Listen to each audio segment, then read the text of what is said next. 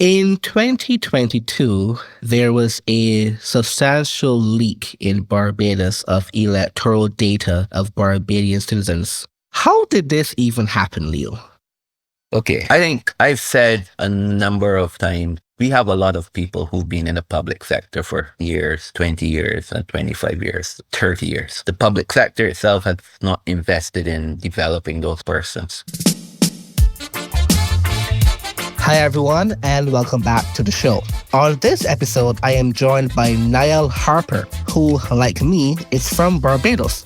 Niel has had a multi-decade international career in cybersecurity. And on this episode, we're going to discuss some major pitfalls, challenges that Caribbean governments have had when it comes to their cybersecurity issues, and also discuss how they can fix them in the near term. This was a very fun episode, and I hope you enjoy it too.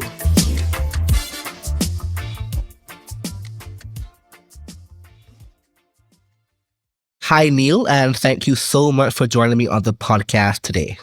Yes. Hi, Rashid. It's my pleasure to be participating in this podcast.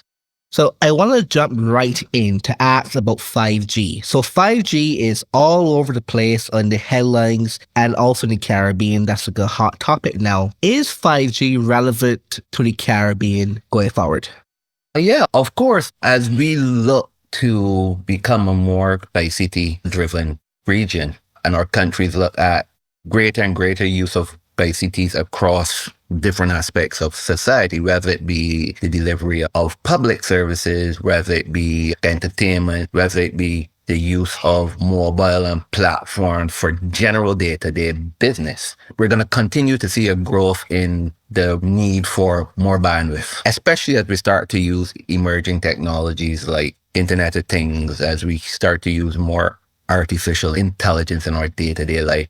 And just overall, as we fully start to really integrate ICTs into our society, 5G will be very important. I think for me, where the concern comes is that we've had a number of proclamations from our service providers that they're not making any profits. We've heard them say that they are requiring or trying to put pressure on our regulators to force over-the-top services like Netflix and other type of content providers to pay them to upgrade their networks. So I see there may be the potential where there's an impasse between the service providers, the likes of Flow and Digicel, where they may not want to upgrade their networks to full 5G unless they're given some type of concessions by regulators to force the Netflix and the other content providers to pay them to upgrade these networks. But isn't the argument from the telecom somewhat warranted? It was announced this week that Digicel is going to have a public equity buyout of its majority of the founder. Dennis O'Brien is going to sell the majority of his stake to the private equity investment group because they do have this big debt problem that they weren't able to solve. And years ago, they even sold off their Pacific Islands operations to get down the debt as well. So it does seem they do have this problem where they're not making enough money. At least from the outside, it seems that way. Isn't that a fair argument from their side?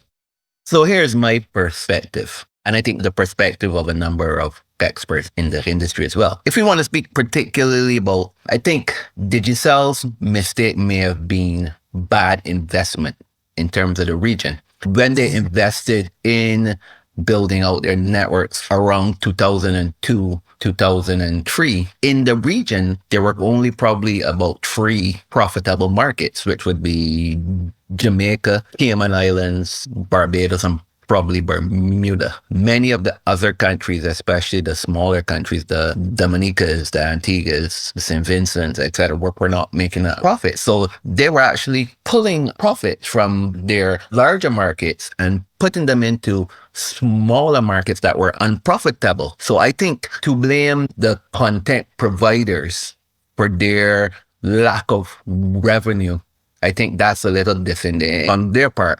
Other things as well, if you really look at many of these service providers are very much wedded to this outdated revenue model, where years ago, they made the bulk of their money from long distance calls.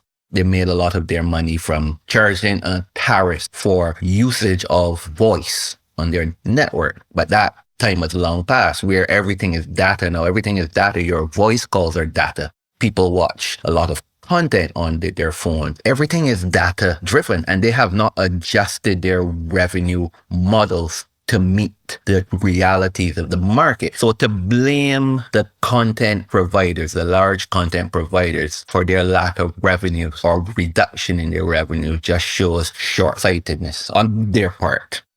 How would they adjust their model given the context of the Caribbean, in your opinion, to better meet the realities of the market and the realities of the products that people want these days in order to actually become more profitable, that's worth the increased investment to upgrade to 5G?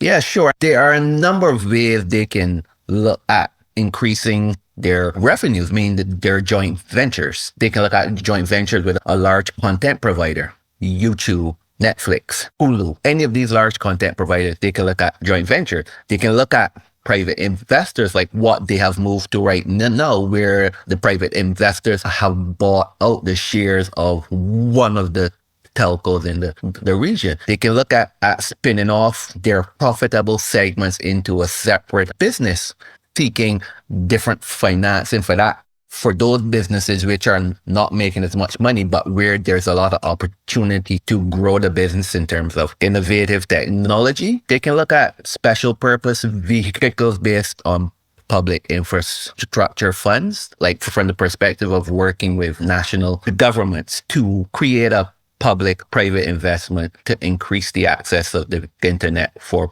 poor people or for underprivileged people. There are a number of ways that they can really look at financing their business or look at improving their income. But I think to try to force, again, the large content providers who pay for bandwidth, mind you, they pay for interconnections, they pay for to put infrastructure inside of their environment so they can have their content closer to the subscribers. The subscribers pay as well for their service. So really, essentially what the service providers are trying to do is get paid 3 times. Get paid from the content providers, get paid from the subscriber, and then get paid a 3rd time to actually upgrade their networks. I don't think that makes a lot of sense.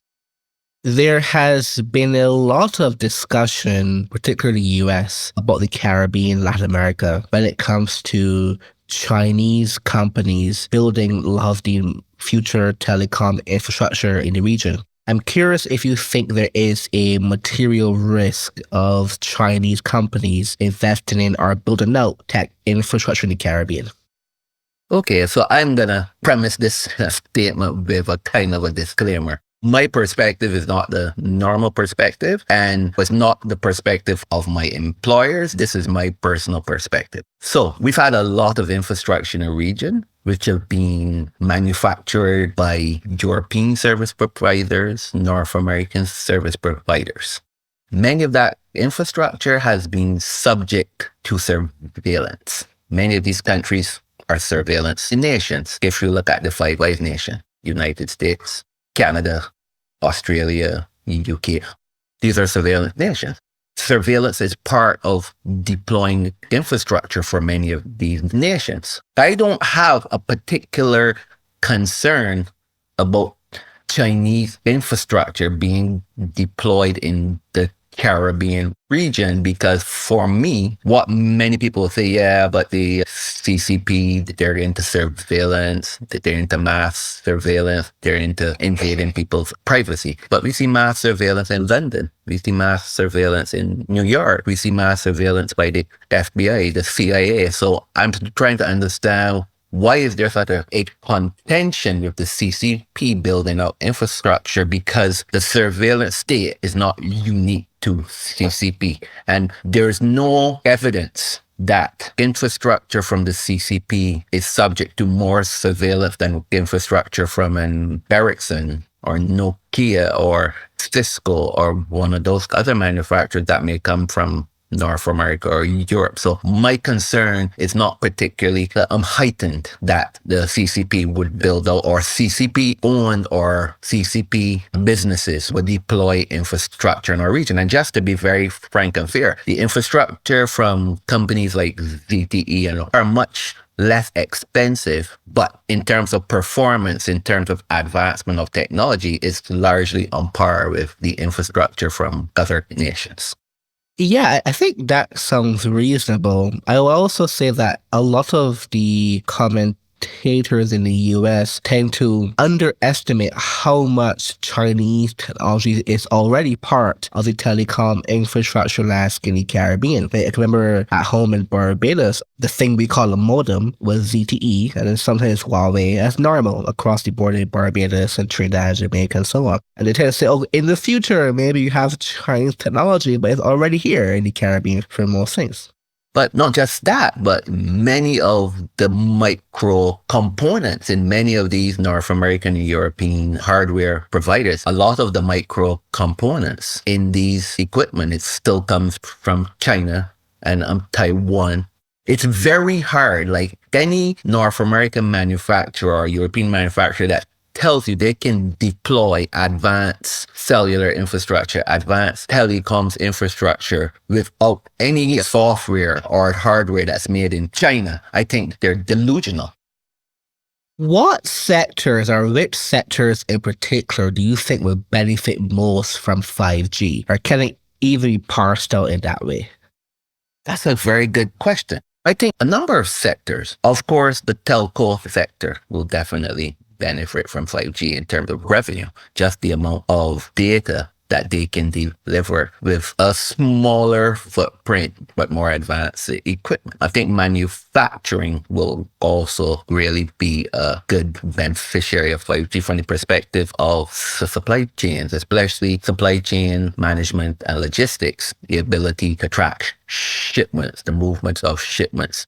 RFID to track shipments, ensuring that we can drive logistics to centers of excellence across the region. Also, for sure, if you look at public utilities like electrical grids, right now, one of the biggest problems we have is that we need more electronic and automated ways of reading meters, doing telemetry measurement at reservoirs, doing telemetry measurement at substations, making sure we have all our monitoring equipment for whether it be electricity or water or gas, so that you can remotely equip those measurement equipments in those networks with 5G enabled technology that you can read the measurements remotely, as opposed to sending people to read the measurements or having to install physical systems at those type of measurement location.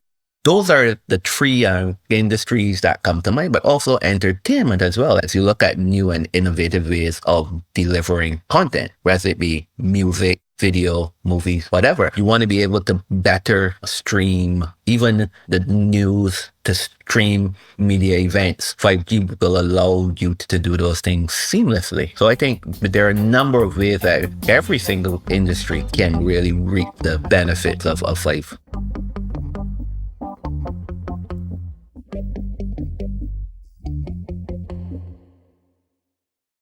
There is a part of 5G that I was thinking about recently with a colleague of mine. In general, because the 5G technology can deliver more or at least equivalent bandwidth with less technical infrastructure needed to be set up. In theory, if you have 5G throughout your country, especially for a small Caribbean country, you have less technical debt out in the world, physical infrastructure. So if you have a hurricane or some kind of climate event or some kind of essentially disastrous event, the replacement time and effort needed to get back to a point where you have sufficient internet quality would probably be less, because there's less technical debt to rebuild. So it's actually better for small countries that actually are prone to these climate disasters.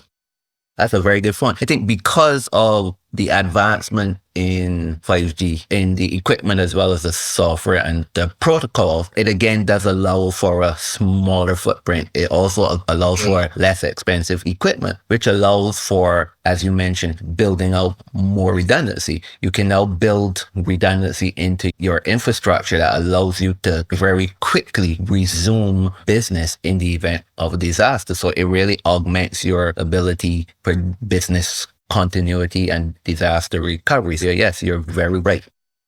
In 2022, there was a substantial leak in Barbados of electoral data of Barbadian citizens. How did this even happen, Leo?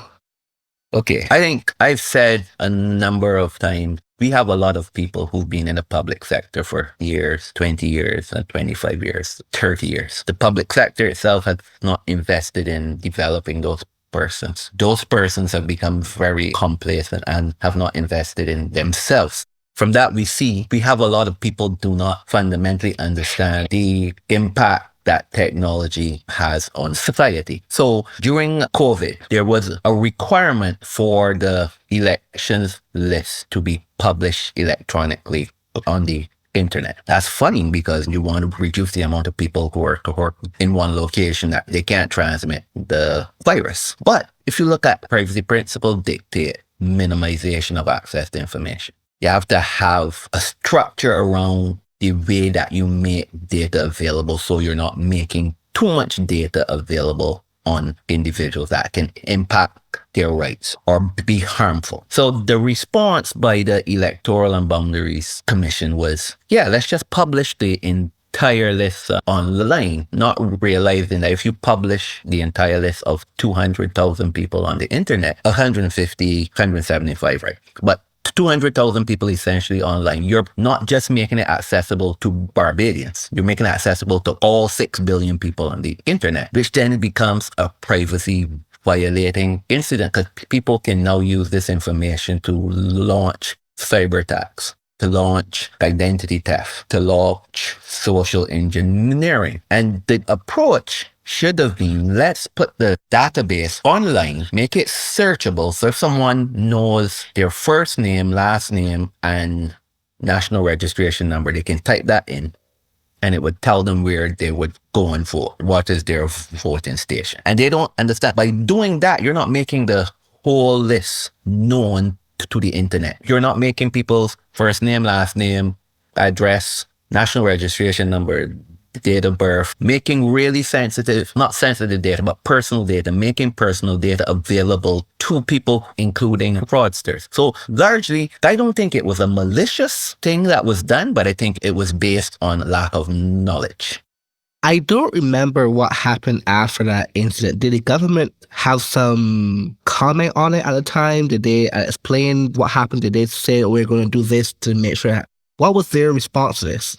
Their response was, we have not done anything wrong. We've not breached any laws. And at that time, I think, yes, the Data Protection Act was enacted, I think, in 2019. So it's possible, or I think may have been 2021, but I know for sure the Data Protection Act was enforced. So they said we did not break any laws. We were mandated by a change in the Electoral and Boundaries Law that we must publish it online, and we publish it online. So what's the big deal? And then they double down saying, hey, it's not very sensitive data. It's not data that can be used to harm people. So we don't see what's the big deal. But they were wrong because it is too much data. It is personal data. It is data that can be used to commit crimes, can be used to steal people's identity. So I think it's just an example of the government not being willing to accept their mistakes, apologize to Beatrice, and then provide some support for people whose identity may be stolen. Tell them, if you have any concerns about identity theft, please contact this number, or here are some things to do to protect your identity. Make people feel like, yes, we accept that we were at fault and we're going to apologize and provide you with support. And I think that would have been a better approach than saying, hey, we've done nothing wrong. I think it is miraculous that a list of everyone's name and home address and ID number. The government didn't think they did something wrong. But luckily, I don't think there's any particular human harm caused, at least directly that I know about, because of this. Don't say that, because there's been an increase in identity theft in Barbados. A lot of people have been targeted. A lot of people's bank accounts were compromised by threat actors who use that information to mislead someone at a bank, use that information to create a fake account on Facebook or Instagram and get further information about those people that they can then steal their identity. The government has doubled down again. I wrote a lot of blog. I wrote a number of things about the incident. And I also, because of my work with law enforcement internationally, I also knew firsthand that they were seeing an increase in online crimes against not Barbados and against people because of the leak. And I made that statement publicly, and the government, they actually took out a full page ad. I'm not sure if you were familiar with that. They took out a full page ad to tell the public of Barbados, do not listen to him. He doesn't know what he's talking about. He's a social media advocate or something like that. And I found that to be amusing, because this is something that I do for a living day to day with very large companies with 32 million subscribers, insurance companies, banks, law enforcement around the world. So for them to refer to me as a social media commentator, I think it's it's disrespectful, but it's also very disingenuous also. Definitely. I didn't know that detail. I didn't know that.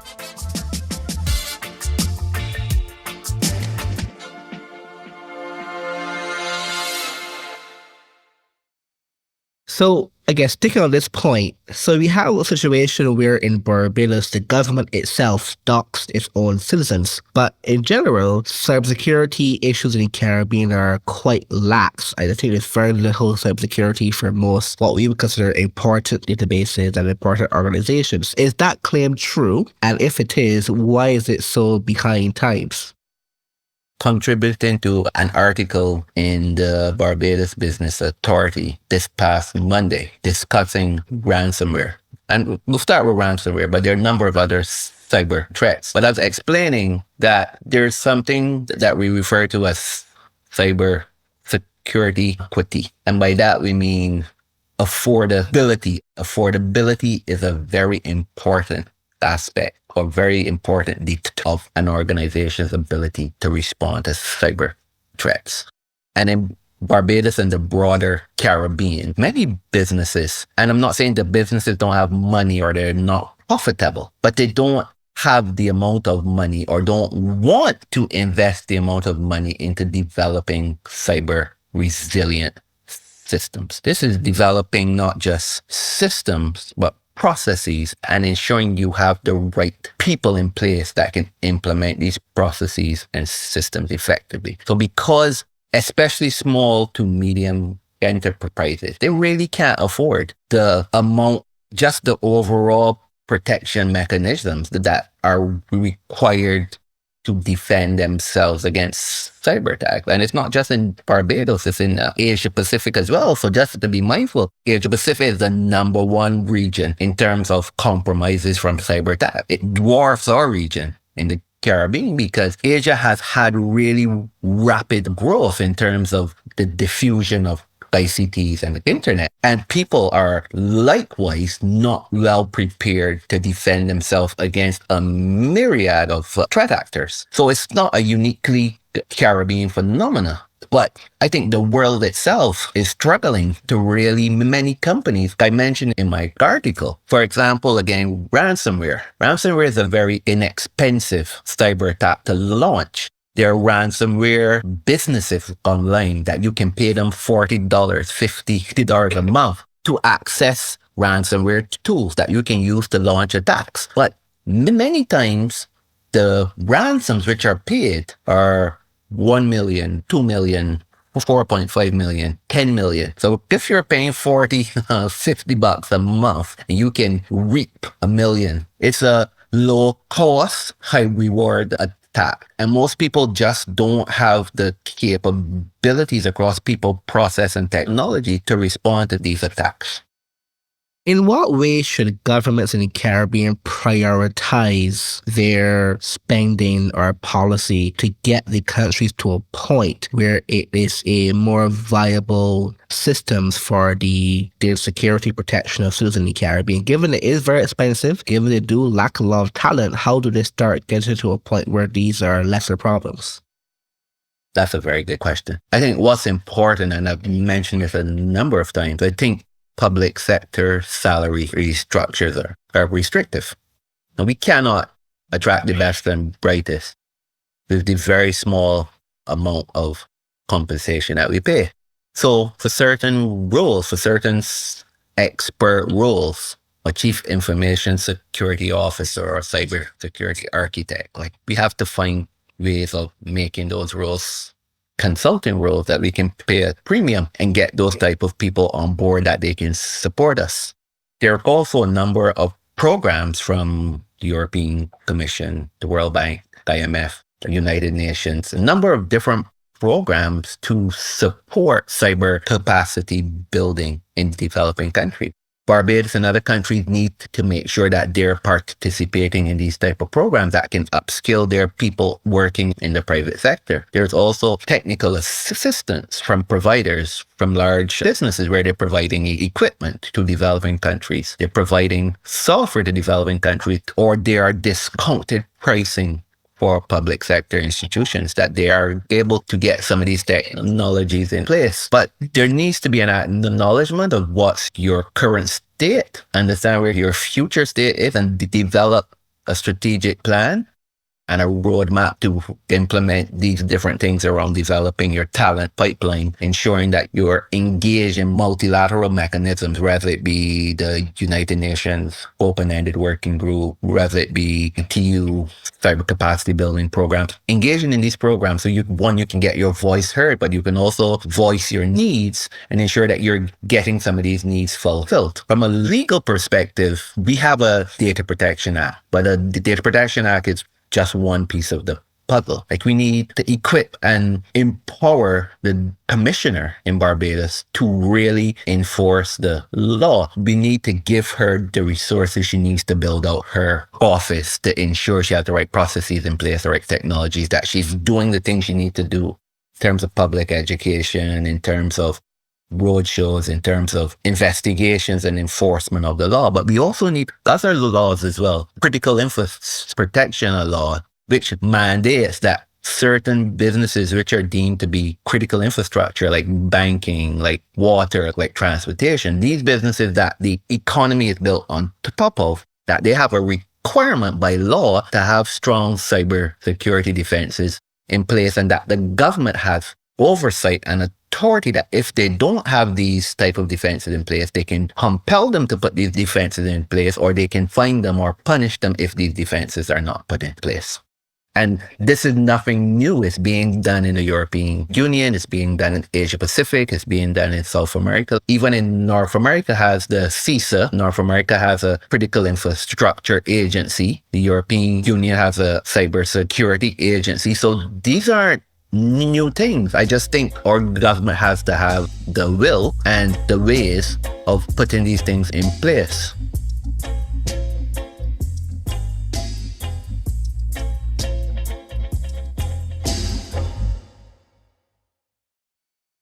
Barbados launched a digital ID program a couple years ago. It was supposed to be rolled out completely, but even by now, but it has not really been that way. Do you think that was essentially that program came a bit too early in front of Barbados' government ability to protect data, to have the correct talent, to have the correct legislations in place? Or do you think that program is well timed?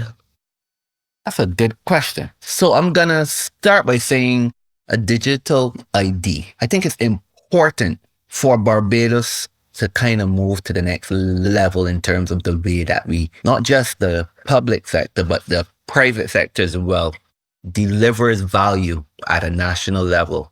And that contributes to human, social, and economic development using ICTs. A digital ID serves many purposes outside of just identity proving that Rashid is Rashid, right? It helps with to onboard people who are unbanked, underbanked. Right now, you have to provide a utility bill, a job letter, like 4 or 5 things to just get a simple bank account in Barbados. Digital ID would be a single source of truth that allows people to be onboarded and identity proofed very quickly. And it fulfills anti-money laundering, know your customer requirements, etc. So that's one important aspect of digital ID. But once you have the digital ID in place and you can do identity proofing, then you can also do authentic, providing people with a digital ID and a password that they can access public services as well as private services. I'm not sure if I lived in Denmark for 3 years. So Denmark is one of the most digitally savvy countries in the world. 85% of Danes use mobile payments. There's very large diffusion. There's a very high level of diffusion of ICTs and internet-based technologies in Denmark. Denmark has a national ID, digital ID. In Denmark, you do not sign any contracts with vetting. No one does that. When you get your lease for your apartment, you sign it with your digital ID. That's proof, non-repudiation proof. That's you that sign it. When you purchase a car, you purchase a house, everything is signed with your digital ID. Then there are trust services like notary services. You can have notary services done using a digital ID. There's so many different use cases of digital ID that can drive innovation and efficiency into society. But Barbados keeps talking about a digital ID. That's not what Barbados has done. Barbados has replaced old ID card with a new ID card, and that information is stored in a database. We don't have a digital ID in Barbados. They keep saying that, but we don't. Because we don't have the full infrastructure, the full range of services, ancillary services, third-party services, public sector services that can be enabled by a true digital ID. It's a very important distinction, yes.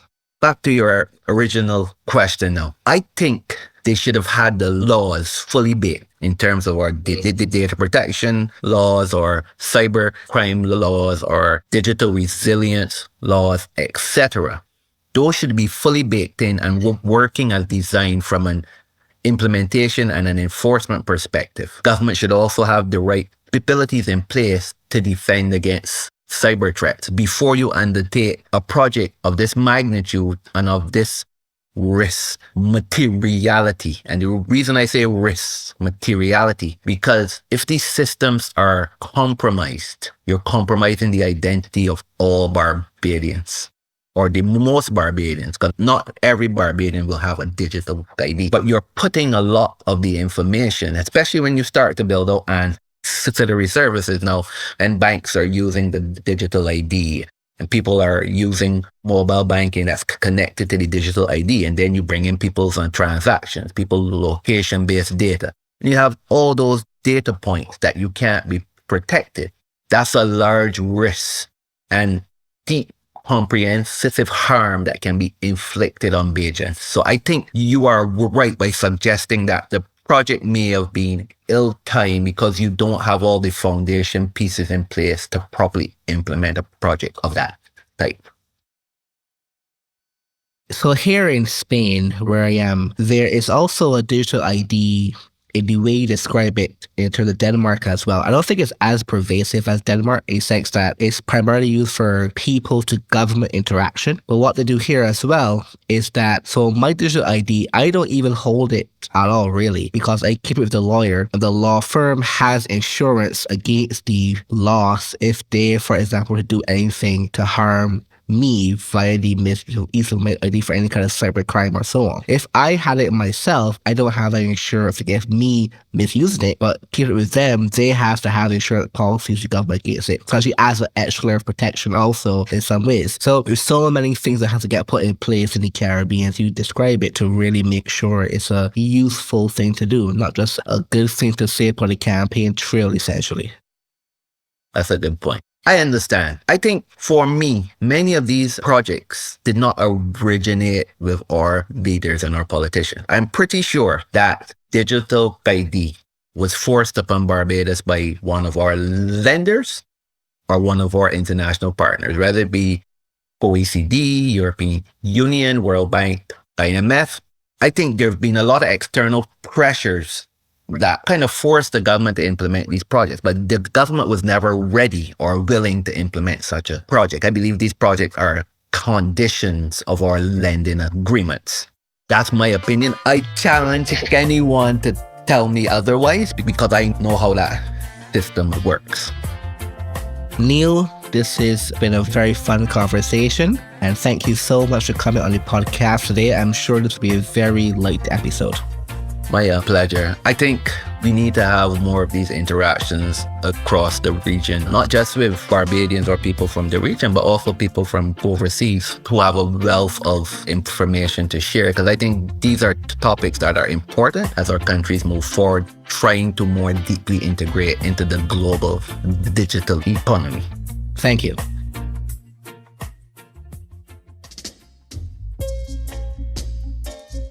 That's it for this episode.